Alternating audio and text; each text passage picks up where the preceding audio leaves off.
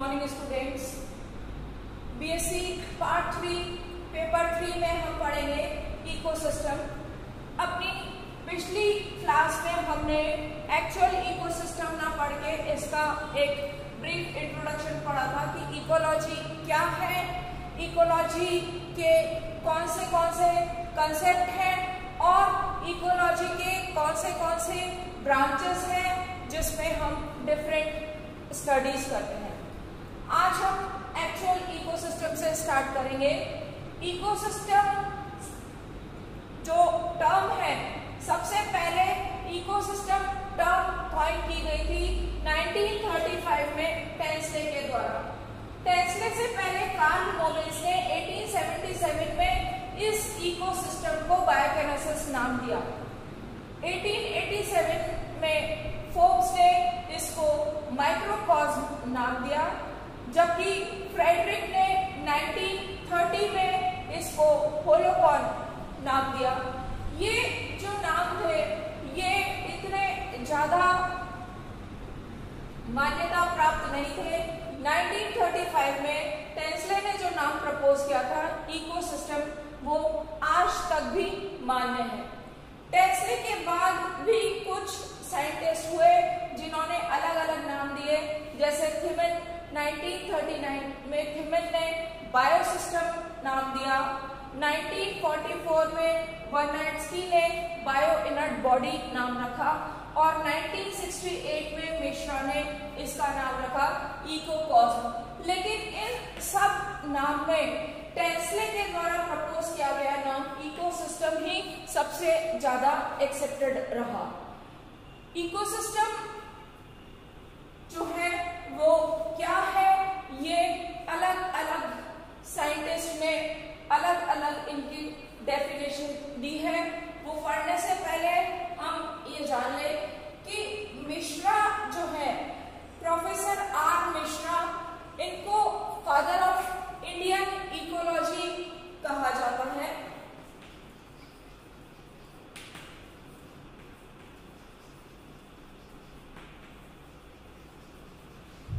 क्योंकि इंडिया की इकोलॉजी में इनका बहुत मेजर कंट्रीब्यूशन है, इन्होंने इस फील्ड में बहुत काम किया है, इसलिए इन्हें फादर ऑफ इंडियन इकोलॉजी की उपाधि से नवाजा गया है। जबकि ओडम को फादर ऑफ इकोलॉजी की उपाधि दी गई। इकोसिस्टम क्या है? इकोसिस्टम इकोलॉजी की एक यूनिट है। अलग अलग साइंटिस्ट ने किस तरह से इसको डिफाइन किया है ये हम देखेंगे। सबसे पहले हम टेंसले के द्वारा प्रपोज की गई डेफिनेशन देख सकते हैं कि according to Tansley, ecosystem is a whole system including not only organism complex but also physical factors forming the environmental biome. इसका मतलब है कि इकोसिस्टम एक ऐसा सिस्टम है जिसमें न केवल ऑर्गेनिज्म कॉम्प्लेक्स, जिसमें न केवल जीव जंतु यानी कि बायोटिक कंपोनेंट, उसके साथ साथ फिजिकल फैक्टर्स जो है वो चारों तरफ उसके रहने वाले फिजिकल फैक्टर्स, ये सारे मिलके एक सिस्टम बनाते हैं। तो टेंसले के अकॉर्डिंग इकोसिस्टम एक ऐसा सिस्टम है जिसमें लिविंग और नॉन लिविंग दोनों कॉम्प्लेक्स मिलकर एक एनवायरमेंटल बायोम बनाते हैं, दोनों एक दूसरे से प्रभावित होते हैं। ये टेंसले ने इकोसिस्टम के बारे में बताया। टेंसले के बाद वुडबरी ने 1954 में इकोसिस्टम को डिफाइन किया। Ecosystem is an approach of habitat in which all organisms are considered as independent and interacting functional living unit। यानी कि इन्होंने बताया कि जो भी ऑर्गेनिजम्स हैं, जो लिविंग कंपोनेंट है, बायोटिक ऑर्गेनिजम्स है, किसी भी सिस्टम के, किसी हैबिटेट के, किसी विशेष जगह जहाँ की हम बात कर रहे हैं, वहाँ के जितने भी जीव जंतु हैं, पेड़ पौधे हैं, जो भी जैविक ऑर्गेनिजम्स हैं, उन सबको एक इंडिपेंडेंट यानी कि जो अपने आत्मनिर्भर है और से प्रभावित होती है, इंटरैक्टिंग फंक्शनल लिविंग यूनिट माना। इसके बाद ओडम ने 1971 में डिफाइन किया, ecosystem is a unit in which organism of a particular field are interacting with their physical environment which result energy flow, clear trophic structure, biotic diversity and cycling of material is known as ecosystem।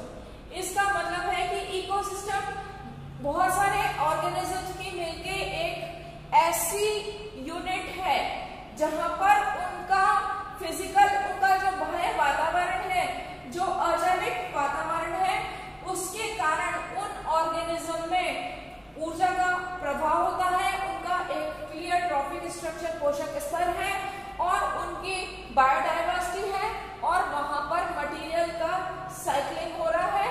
उस system को हम कहते हैं ecosystem. ये जो definition है ये थोड़ी सी कॉम्प्लेक्स है अभी इनिशियल लेवल में, क्योंकि यहाँ पर बहुत सारी टर्मिनोलॉजीज है।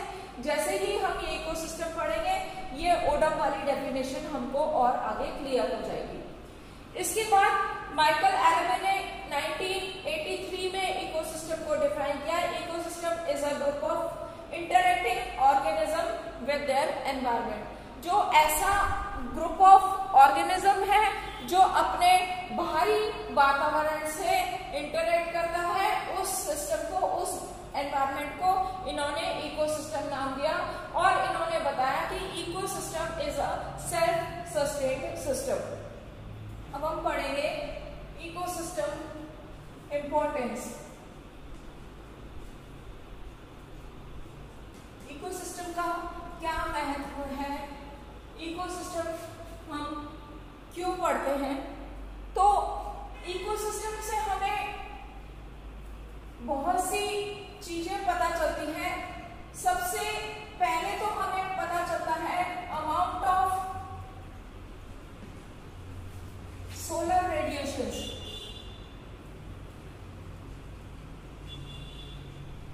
अमाउंट ऑफ सोलर एनर्जी जो कि आप पर पहुंच रही है कि सूर्य के प्रकाश के रूप में कितनी ऊर्जा हमारी पृथ्वी पर पहुंच रही है, ये हमें इस इकोसिस्टम से पता चलता है। फिर इसी ऊर्जा में से कुछ ऊर्जा जो है वो काम में आती है, इकोसिस्टम के अंदर प्रवाहित होती है। ये जो है सबसे पहले, सबसे इम्पोर्टेंट चीज जो है हमें ये पता चलती है। इसके बाद हमें पता चलती है कि इकोसिस्टम में कौन से बायोटिक कंपोनेंट्स हैं।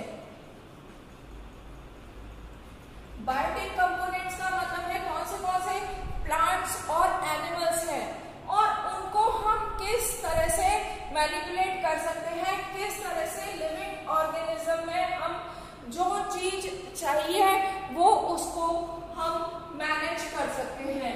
यहाँ पर हम इनमें जो है मिनरल्स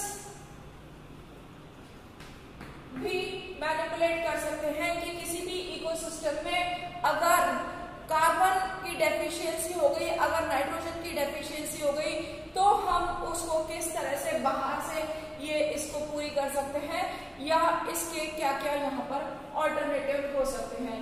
इसके साथ साथ हम यहाँ पर ये रिलेशन देखते हैं कि बायोटिक ऑर्गेनिज्म का एबायोटिक ऑर्गेनिज्म के साथ या एबायोटिक कंपोनेंट्स के साथ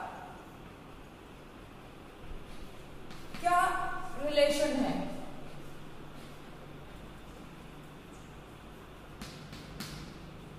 किस तरह से एबायोटिक कंपोनेंट जो है ये प्लांट्स और एनिमल्स को, बायोटिक कंपोनेंट्स को इम्पैक्ट करते हैं, ये हमें इकोसिस्टम से पता चलता है। इकोसिस्टम से हमें प्रोडक्टिविटी का पता चलता है कि जो हमें प्रोडक्ट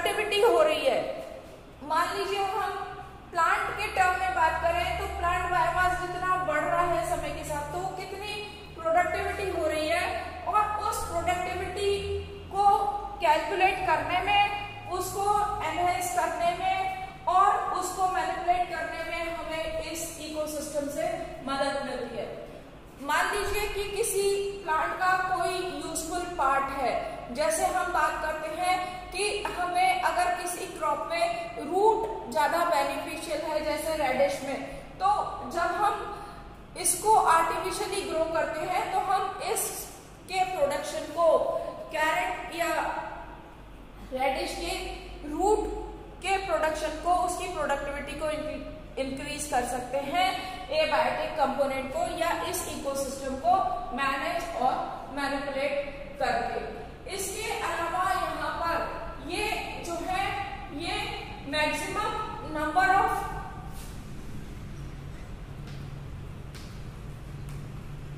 प्रोड्यूसर्स किस तरह से हम यहाँ पर कर सकते हैं या कंज्यूमर्स को किस तरह से हम मैनेज कर सकते हैं, ये हमें इस इकोसिस्टम से पता चलता है। इस इकोसिस्टम से हम प्रोडक्शन कैसे बढ़ा सकते हैं या पॉल्यूशन कम कर सकते हैं, या जो भी हमें हमारे बेनिफिट के लिए चेंजेस करने हैं वो हम यहाँ पर मैनिपुलेशंस कर सकते हैं इस इकोसिस्टम के द्वारा। तो ये जो है ये कुछ एस्पेक्ट्स हैं जो इकोसिस्टम की इंपॉर्टेंस को क्लैरिफाई करते हैं। इंपॉर्टेंस के बाद हम पढ़ेंगे टाइप ऑफ इकोसिस्टम। इकोसिस्टम बहुत प्रकार का होता है और ये जो टाइप्स है इकोसिस्टम के, ये अलग अलग क्राइटेरिया पे हम अलग अलग टाइप ऑफ इकोसिस्टम पढ़ेंगे। फॉर एग्जाम्पल सबसे पहला इकोसिस्टम टाइप हम करेंगे साइज के बेसिस पर।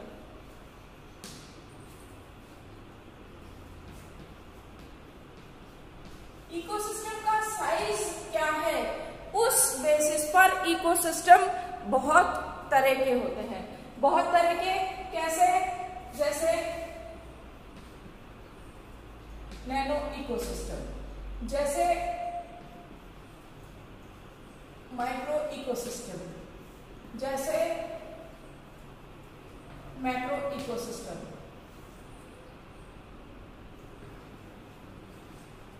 Mega ecosystem, giant ecosystem. ये जो है इससे ज्यादा भी हम इसको बढ़ा सकते हैं। तो ये डिफरेंट टाइप ऑफ इकोसिस्टम है। ये जो इकोसिस्टम है ये इसके आकार की बड़ा है या छोटा है, कितना बड़ा है कितना छोटा है इकोसिस्टम, इसके बेसिस पर ये कई तरह का होता है। फॉर एग्जांपल नैनो इकोसिस्टम की अगर हम बात करें तो नैनो इकोसिस्टम बहुत ही छोटा इकोसिस्टम है। जैसे कि हम इसको कह सकते हैं, इसका example a drop of fresh water. किसी भी फ्रेश वाटर बॉडी से अगर हम पानी की एक बूंद लें और उसको माइक्रोस्कोप में देखें तो हमें उस फ्रेश वाटर ड्रॉपलेट के अंदर हमें फाइटोप्लैंक्टन्स, ज़ूप्लैंक्टन्स और उनका अपना फिजिकल एनवायरनमेंट जो दिखाई देता है वो एक नैनो इकोसिस्टम को डिनोट करता है। तो नैनो इकोसिस्टम का ये एग्जाम्पल है। इसके अलावा नैनो इकोसिस्टम का बहुत ही वेरी स्मॉल वुडन लॉग, लकड़ी का एक बहुत छोटा टुकड़ा जब हम फॉरेस्ट में देखते हैं तो वहां पर एक बार्क का पीस या स्टेम के किसी ब्रांच का पीस, जहां पर उस स्टेम में बहुत सारे माइक्रो ऑर्गेनिजम्स हो सकते हैं, जैसे बैक्टीरिया, जैसे फंजाई, या वहां पर अगैरिकस या मशरूम या इस तरह के कोई भी जो प्लांट्स और एनिमल्स पाए जाते हैं जो कि उस पे सरवाइव करते हैं। तो ये जो है ये बहुत छोटा इकोसिस्टम नैनो इकोसिस्टम है। नैनो इकोसिस्टम के बाद है माइक्रो इकोसिस्टम। माइक्रो इकोसिस्टम जो है ये इससे बड़ा है, जिसमें साइज थोड़ा बड़ा है, जिसको कि हम वेरी स्मॉल एरिया कह सकते हैं, जैसे एक गड्ढा, छोटा बरसात में जो गड्ढा बन जाता है, उस गड्ढे में बरसात का पानी होता है, उसमें कुछ एल्गी, कुछ जू प्लैंक्टन्स, ये मिलके एक माइक्रो इकोसिस्टम बनाते हैं। जैसे very small sector of a valley, किसी भी वैली का बहुत छोटा सा टुकड़ा जो है ये इसमें आ सकता है, या मैक्रो में भी आ सकता है, सबअल्पाइन इकोसिस्टम या वैली इकोसिस्टम। तो ये जो है ये कंपैरेटिव टर्म है जो कि ये इस तरह से काउंट होती है। मेगा इकोसिस्टम जैसे फॉरेस्ट इकोसिस्टम है, या ये कोई वाटर बॉडी है जैसे कि ये फ्रेश वाटर लेक, ये इसमें मेगा इकोसिस्टम में काउंट हो सकता है। जायंट इकोसिस्टम या बहुत बड़ा इकोसिस्टम जैसे इसमें ओशन जायंट इकोसिस्टम में काउंट होता है, या पूरा का पूरा बायोस्फीयर भी एक जायंट इकोसिस्टम है। तो ये जो साइज है उस बेसिस पर ये डिफरेंट टाइप ऑफ इकोसिस्टम होते हैं, nano, micro, macro, mega, giant ecosystem etcetera.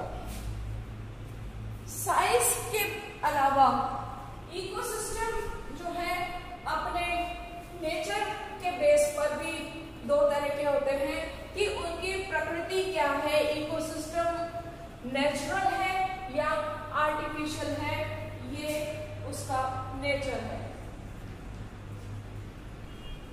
Nature of ecosystem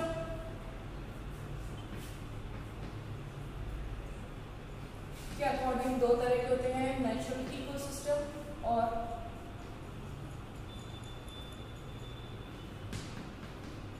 artificial ecosystem. Natural ecosystem जैसे कि हम नाम से ही समझ रहे हैं कि ये नेचुरल है, प्रकृति का बनाया हुआ है, अपने आप से ही बने हैं, जिसमें हमने अभी जो देखे उनमें से कुछ जैसे फ्रेश वाटर बॉडी, बरसात में बना हुआ कोई गड्ढा, या हम इसमें ग्रासलैंड ले सकते हैं, फॉरेस्ट ले सकते हैं, डेजर्ट जो है जो प्रकृति के द्वारा बने हुए हैं जिसमें हमारा कोई रोल नहीं है, वो इकोसिस्टम यहाँ पर नेचुरल इकोसिस्टम कहलाते हैं। लेकिन आर्टिफिशियल इकोसिस्टम वो इकोसिस्टम है जिसमें कि ह्यूमन इंटरफेरेंस है,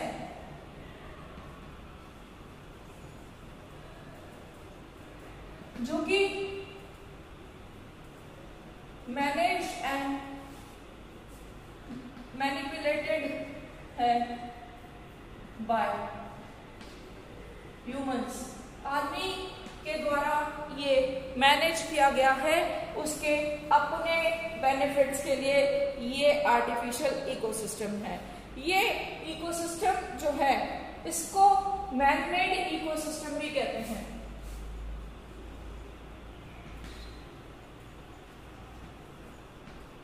मैनमेड इकोसिस्टम के एग्जाम्पल है cropland, city, aquarium, dams,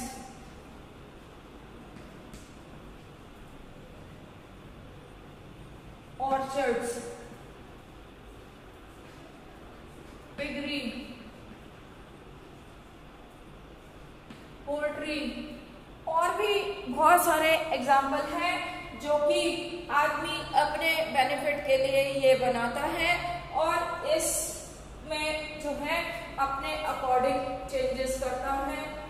village, town, इसमें मनुष्य अपने फायदे के लिए बदलाव करता है। जैसे आप एक एग्जाम्पल लीजिए क्रॉपलैंड इकोसिस्टम। जब क्रॉपलैंड इकोसिस्टम होता है, एग्रीकल्चर इकोसिस्टम है, इस इकोसिस्टम में एक निश्चित एरिया में एक विशेष तरह के प्लांट प्लांट्स उगाए जाते हैं, जैसे गेहूं या जैसे सरसों। तो वो जो गेहूं या सरसों उगाई जा रही है वो ह्यूमंस के थ्रू अपने स्पेसिफिक बेनिफिट्स के लिए वहां के नेचुरल प्लांट्स को डिस्टर्ब करके और वहां पर गेहूं या सरसों उगाई गई है।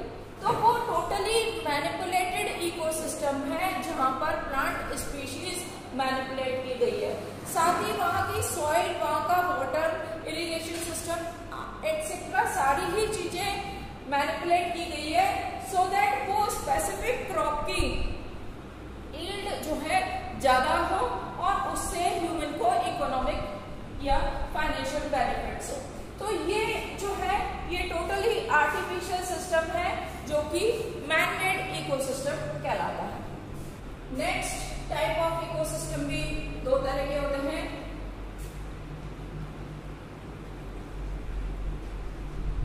टेम्परेरी इकोसिस्टम और परमानेंट इकोसिस्टम। लॉन्जेटिविटी के बेसिस पर कि उनकी जो एग्जिस्टेंस कितने टाइम तक रहती है उसके बेसिस पर इकोसिस्टम दो तरह के होते हैं, permanent ecosystem and temporary ecosystem. ज्यादातर इकोसिस्टम परमानेंट इकोसिस्टम है, बहुत लंबी इनकी स्पैन होती है, जैसे कि हमने पढ़ा फॉरेस्ट इकोसिस्टम, ग्रासलैंड इकोसिस्टम या डेजर्ट इकोसिस्टम या ओशन, ये सारे इकोसिस्टम परमानेंट इकोसिस्टम है। केवल कुछ ही इकोसिस्टम जो है वो टेम्परेरी इकोसिस्टम है जहां पर ये ecosystem persist for very short duration. जैसे बारिश के पानी से बनने वाला एक डिच,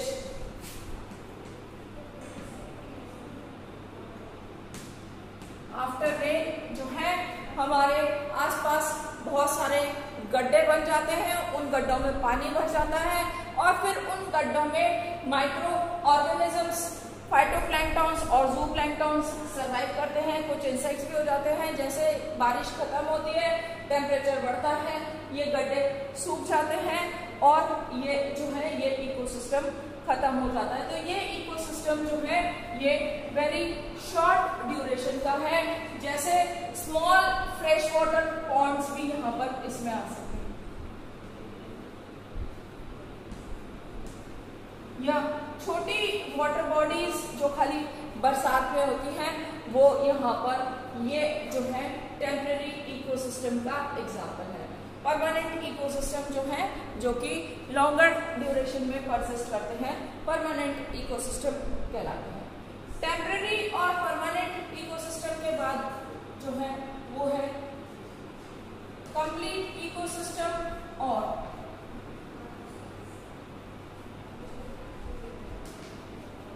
इनकम्प्लीट इकोसिस्टम।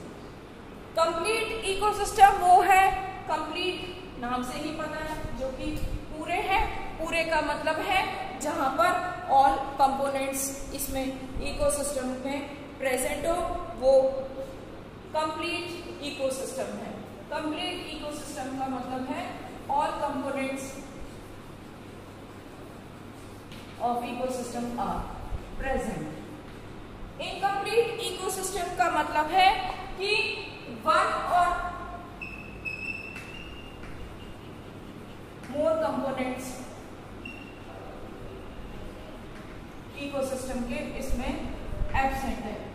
ज्यादा क्लियर ये आगे जाके होगा जब हम कंपोनेंट्स ऑफ इकोसिस्टम पढ़ेंगे, लेकिन फिर भी हम यहाँ पर देखते हैं कि इनकम्प्लीट इकोसिस्टम वो है जिसमें इकोसिस्टम का कोई ना कोई पार्ट, कोई ना कोई कंपोनेंट यहाँ पर एब्सेंट है। जैसे कि यहाँ पर जो है हम देखते हैं कि ये यहाँ पर हमने देखा कि ये रेन वाटर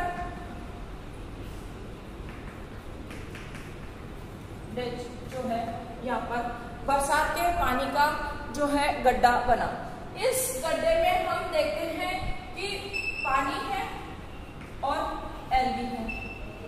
इसके साथ साथ यहाँ पर जूप्लैंक्टन्स हैं, हो भी सकते हैं और नहीं। अगर ये नहीं है तो ये इनकम्प्लीट इकोसिस्टम है, क्योंकि यहाँ पर कंज्यूमर्स एब्सेंट है। अगर हम केव इकोसिस्टम की बात करें, गुहा की, तो उस केव इकोसिस्टम में क्योंकि गुहा के अंदर बहुत अंधेरा होता है, वहां पर फोटोसिंथेटिक प्लांट्स नहीं होते, प्रोड्यूसर्स नहीं होते, तो वो प्रोड्यूसर्स के अनुपस्थिति के कारण, एब्सेंस ऑफ प्रोड्यूसर्स के कारण, वो भी एक इनकम्प्लीट इकोसिस्टम है। इसी तरह से सी बॉटम जो है, समुद्र का पैदा, वो भी प्रोड्यूसर्स के ना होने के कारण इनकम्प्लीट इकोसिस्टम है। वहां पर भी क्योंकि सनलाइट नहीं पहुंचती, अंधेरा होता है, इसलिए फोटोसिंथेटिक प्लांट नहीं होते, वो भी एक इनकम्प्लीट इकोसिस्टम का एग्जाम्पल है। तो ये जो है ये डिफरेंट टाइप ऑफ इकोसिस्टम है। बाकी का नेक्स्ट क्लास में कंटिन्यू करेंगे।